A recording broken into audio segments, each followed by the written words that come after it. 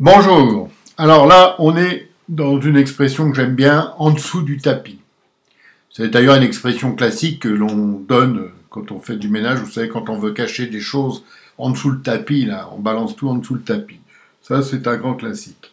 Alors, on sait pourquoi le gouvernement a décidé de fermer les remontées mécaniques à la montagne. C'est Olivier Véran lui-même qui a lâché le morceau. Ce n'est pas à cause du virus. Non, non. Tenez-vous bien, mais parce qu'au ski, de nombreuses personnes se blessent et doivent être hospitalisées, donc risquent d'encombrer nos hôpitaux. Ce risque étant énorme, ce n'est pas le moment, il n'y a pas assez de lits, donc, vous comprenez?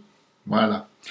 D'autant que depuis le départ officiel du virus en France, il y a un an, rappelez-vous, le gouvernement n'a créé aucun lit de réanimation en plus, ni aucun poste spécialisé pour la dite réanimation. On est toujours dans le même état de délabrement hospitalier. Pourtant, le même ministre, Olivier Véran, avait promis d'augmenter significativement le nombre de lits et de postes. Mais bon, ça a été oublié parce qu'eux, ils font des promesses, mais ça reste au stade verbal, ça reste au stade de la médiatisation, et c'est surtout en général aux 20h, ça passe mieux aux 20h. Vous avez remarqué que quand on a quelque chose à dire, c'est aux 20h. Alors, cette politique minable, appelons un chat, de la santé, qui est la première cause de la privation de nos libertés quand même. C'est cette politique-là qui fait qu'on se tape des confinements, des couvre-feux, et puis que là, si tout va bien, normalement, on devrait avoir la totale. Je pense qu'on est à quelques jours du 3e confinement. Cette mesure contre les stations de ski, il faut quand même le savoir, représente pour 120 000 personnes au moins un drame absolu, car ces 120 000 personnes qui sont les travailleurs saisonniers des sports d'hiver se retrouvent dans une situation plus que très précaire aujourd'hui. Ils n'ont plus rien, quoi. C'est plus simple à dire comme ça. Donc la politique, en fait, réelle de ce gouvernement, en matière de santé, c'est juste d'essayer d'empêcher qu'il y ait un taux d'occupation des lits d'hôpitaux qui soit intenable.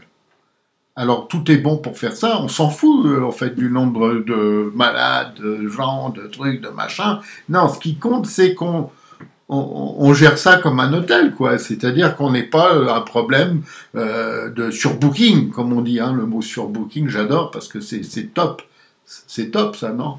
Ça va avec. Alors, autre ineptie du pouvoir qui a été faite en catimini, là, je pense que ça a été fait ou décidé hier ou avant-hier, c'est on rend le test obligatoire pour que les gens puissent rentrer en France, sauf, oui, il y a toujours l'exception, sauf aux travailleurs frontaliers qui peuvent rentrer sans test. Donc, décidément, avec les politiques, il n'y a plus rien à espérer, il n'y a plus rien à faire.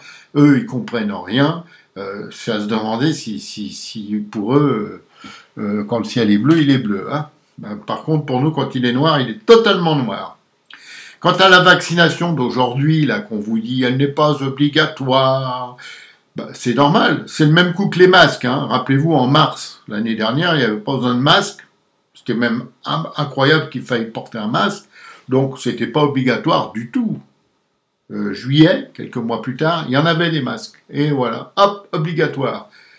Et encore Véran, parce que lui, il est bien pour ça, il nous dit les choses finalement. Il vend la mèche en annonçant finalement que fin août 2021, toute la France sera vaccinée. Alors, expliquez-moi comment vous pouvez vacciner tout un pays si une vaccination n'est pas obligatoire, sachant qu'il y a à peu près 30 à 40% de gens qui sont réfractaires à coup sûr. Ça, on ne sait pas. Ah si, on sait. Il suffit de rendre la vaccination obligatoire. Alors on peut la rendre de manière différente, on n'est pas obligé de dire c'est obligatoire. Ah non, ça c'est pas bien. On va vous dire, vous savez que pour faire ceci ou cela, il faudrait être vacciné. Ce qui revient à vous dire que c'est obligatoire sans vous avoir dit que c'est obligatoire. Vous voyez, tout le système est comme ça. C'est très énervant, donc là je vais vous laisser parce que sinon là, je vais péter un plomb. Mais je vous le dis, on est mal. Et on est même très mal. Et puis je vois pas comment ça peut s'améliorer tout ça. Parce que au fur et à mesure que les problèmes de santé se poursuivent, la crise économique, elle est complètement partout, partout, mais on vous la cache soigneusement. L'insécurité a explosé, mais alors à un point que vous n'imaginez même plus. Hein, c'est délirant. Donc je vous le dis encore et toujours, on est mal, on est même très mal. Alors pour ceux qui aiment, merci. Ils partageront certainement, ils me feront connaître, parce que la vérité, c'est quand même quelque chose qu'on a le droit de dire, enfin, qu'on a encore le droit de dire. Et pour les autres, eh ben, dépêchez-vous, vous avez manqué certainement votre journal télé.